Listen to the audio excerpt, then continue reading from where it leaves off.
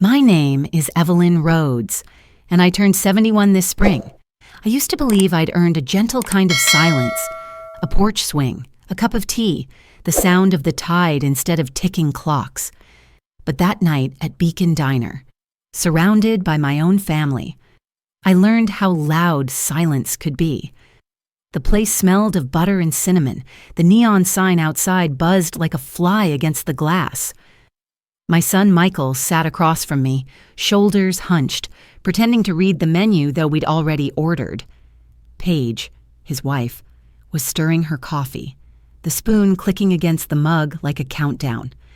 When the waitress laid down the check, Paige sighed and said, almost too softly to hear, "We can't keep carrying your mother. Mike. She doesn't really help anymore."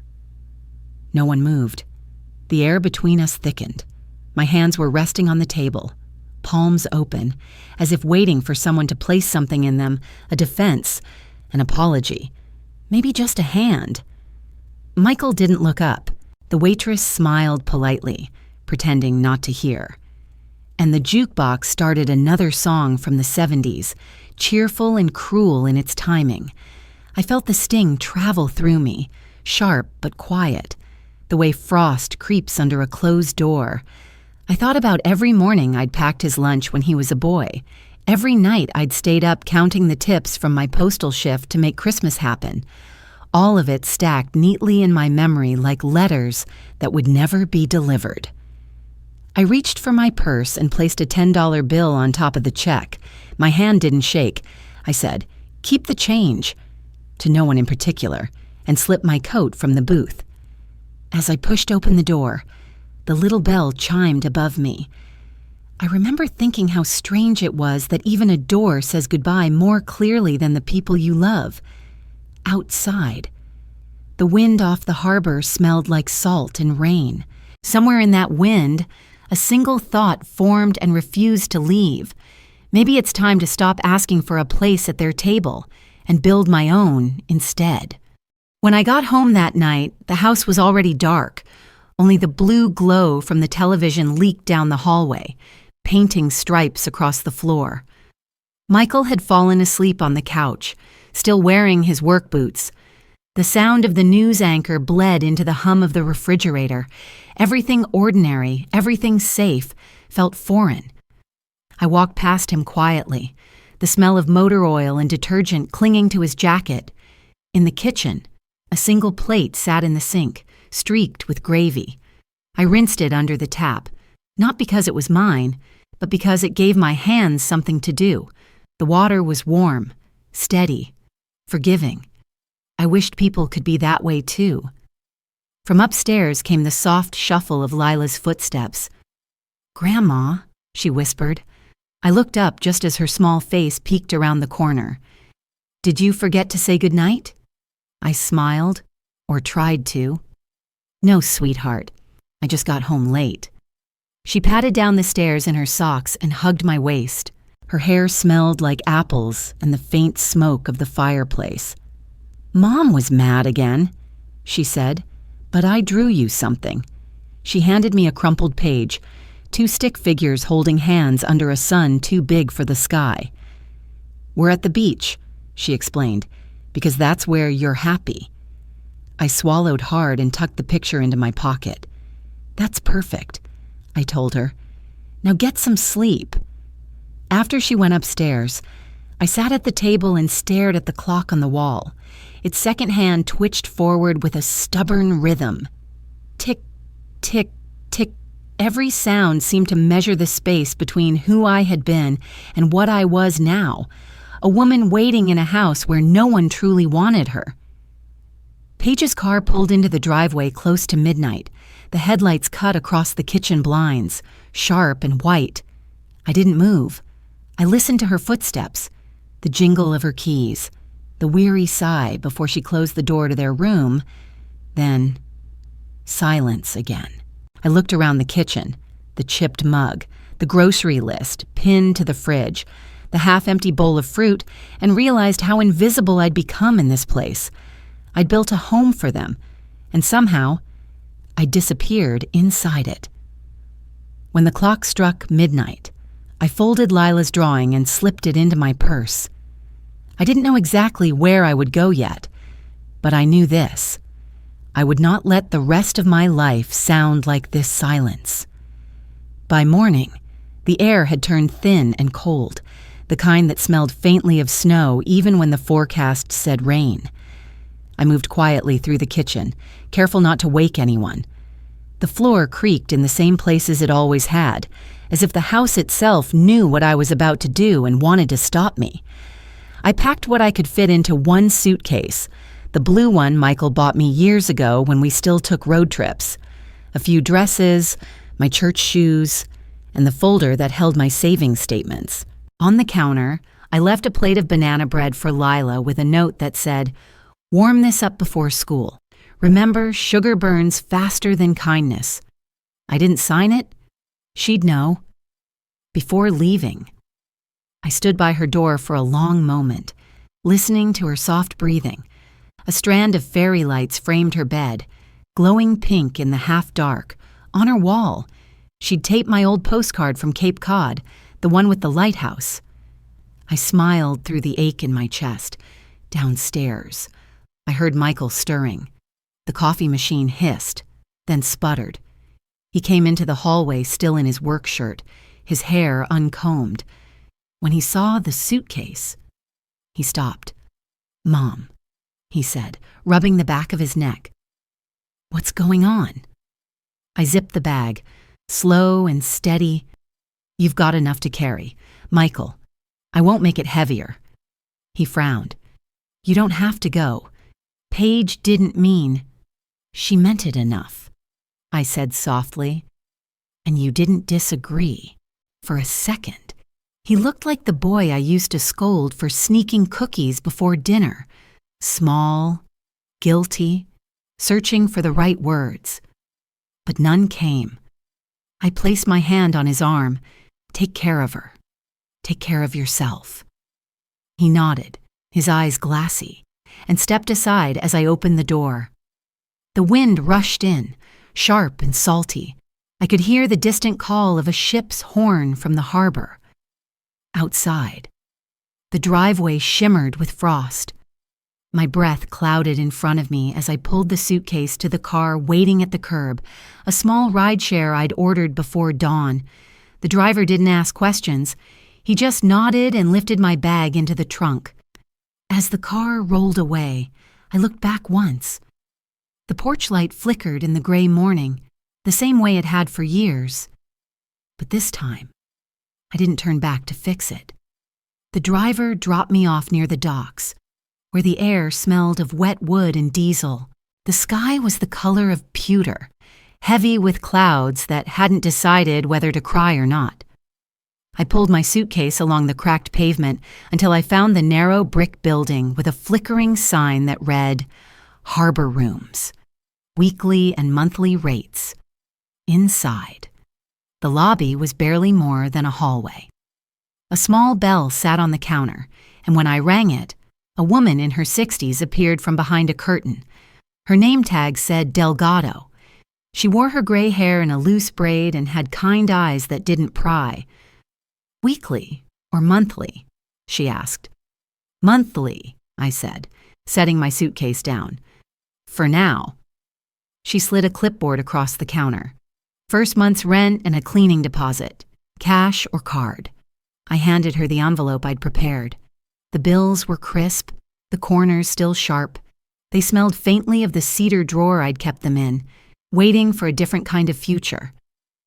Room 2B was small but clean. A bed, a dresser, a single window facing the alley. I opened it halfway, letting in the sound of gulls and the faint clang of a buoy bell. The room didn't know me yet, but it didn't judge me either.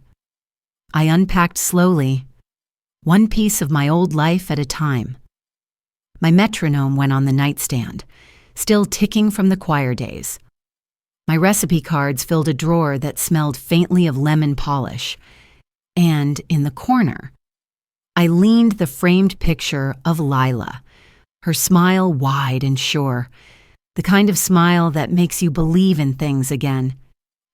That night, I baked my first batch of cookies in the shared kitchen downstairs. The oven door groaned. The timer stuck at 7 minutes, but the smell of butter and sugar drew a few neighbors to peek in. Mrs. Delgado tried one, then asked if I could show her how to make them next week. When I returned to my room, the hallway light buzzed softly, a single moth circling it like a secret. I sat on the bed and watched the metronome sway left and right, a steady whisper in the quiet. For the first time in a long while, the ticking didn't sound like loss. It sounded like a beginning. The next morning, I walked along the harbor road, a paper cup of coffee warming my hands. The smell of salt and engine grease mingled with the sweetness of fresh bread from the bakery 2 doors down. A for sale sign leaned crooked in the window of a storage lot. Behind it sat a weathered utility trailer, small enough for one person to pull with a second-hand pickup.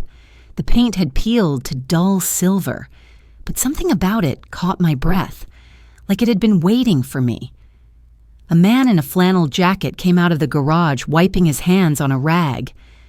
"You looking at the trailer?" he asked. "Maybe," I said. "Does it still roll?" He grinned. "Wheels still turn. Needs love, though." I smiled back. So do most things. His name was Caleb, retired carpenter, widower, same age as me, give or take. We talked about weather, the tides, the way the seagulls always seemed to laugh at people. By noon, we'd struck a deal. I paid him half in cash, the other half in cookies. He called it a fair trade. Over the next 2 weeks, Caleb helped me sand the trailer, replace the floorboards, and install a tiny countertop. We painted the sides cream and blue, the colors of sea foam and morning sky. I stenciled the name Second Slice across the front, steadying my hand on the S. "Second slice of what?" Caleb asked, leaning on the doorframe. "Life," I said, "and pie." When the work was done, I went to the town hall to register my license to sell baked goods. The clerk, a young man with freckles and tired eyes, asked, "First business?" "First start over," I told him. By the first Saturday of April, I parked Second Slice near the pier where tourists came for clam chowder and postcards.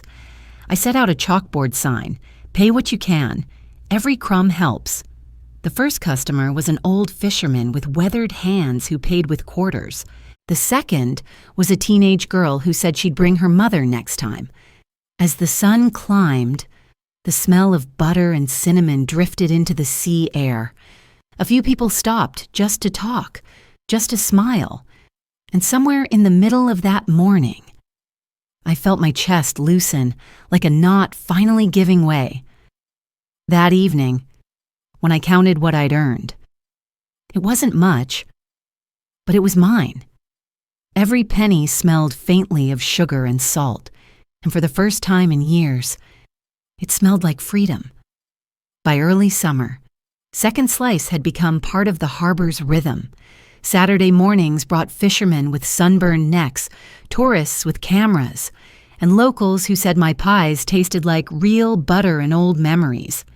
Caleb came by most days to help lift supplies. Sometimes he stayed for coffee, humming old country tunes off-key while I mixed dough. Life wasn't perfect, but it was steady.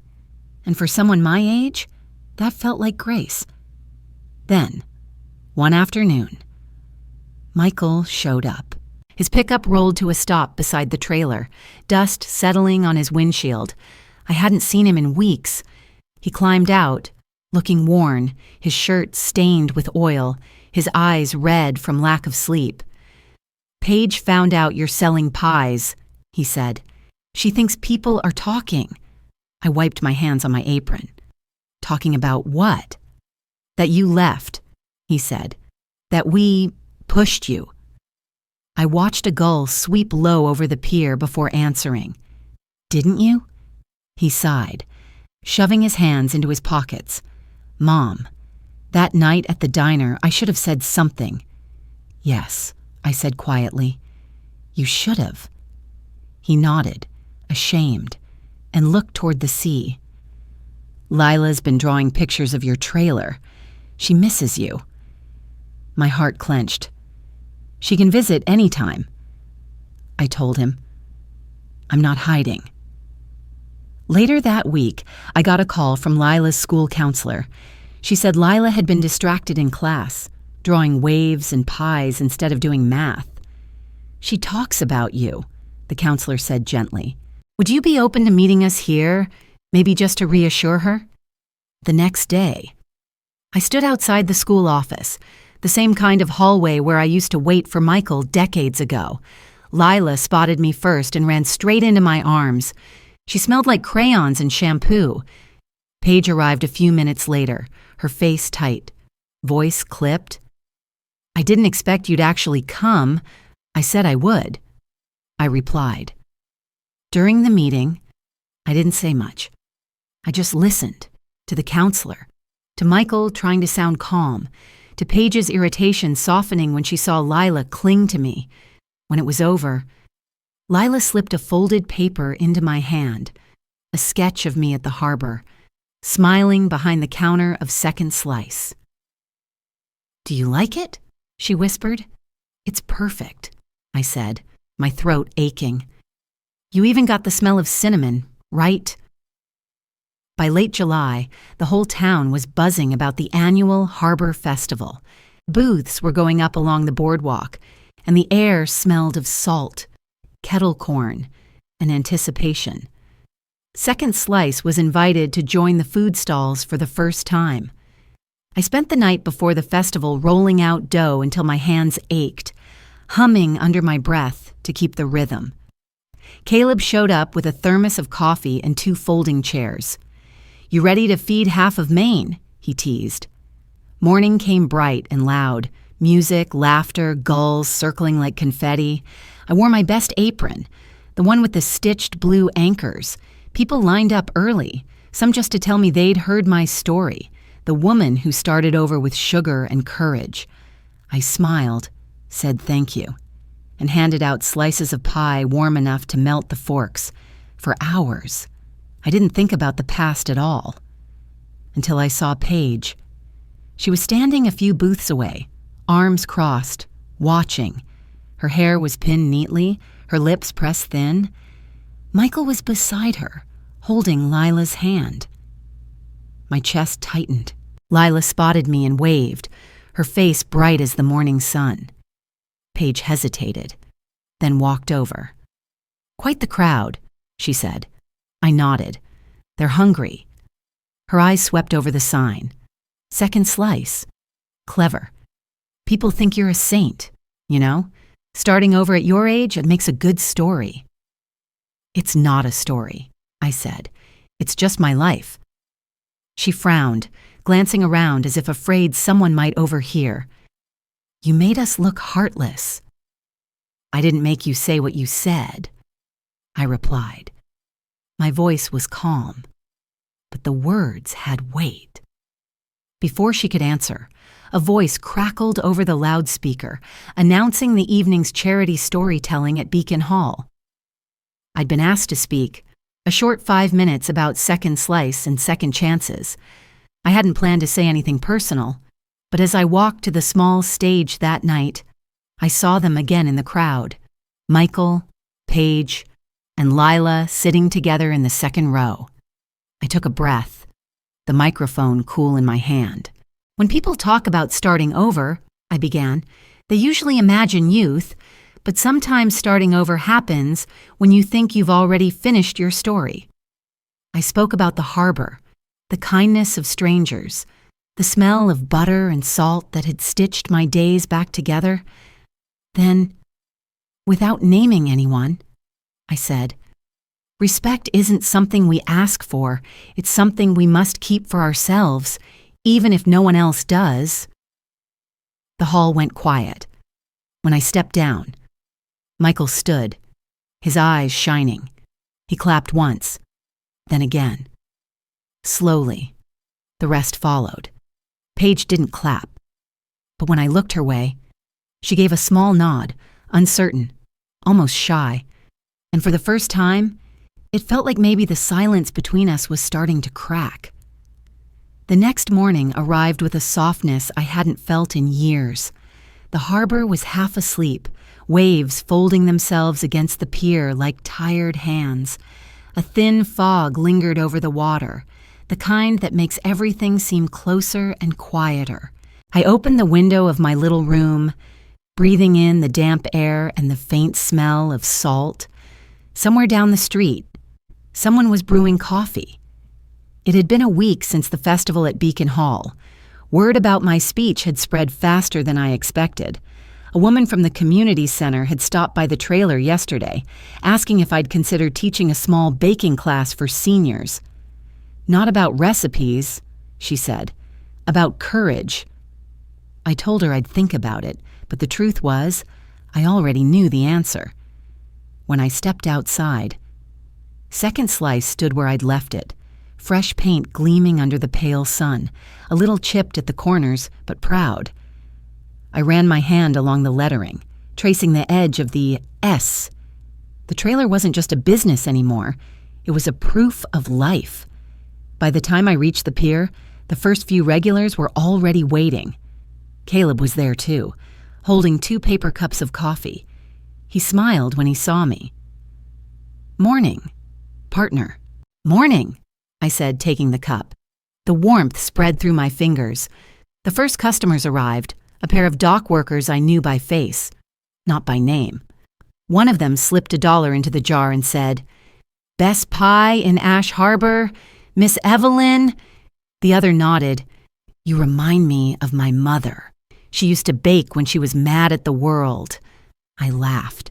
Then I must have baked a lifetime's worth. Around mid-morning, a familiar voice called from the road. "Grandma!" Lila came running, her backpack bouncing against her shoulders. Behind her, Michael followed, one hand raised in a half-wave. My heart lifted before my thoughts could catch up.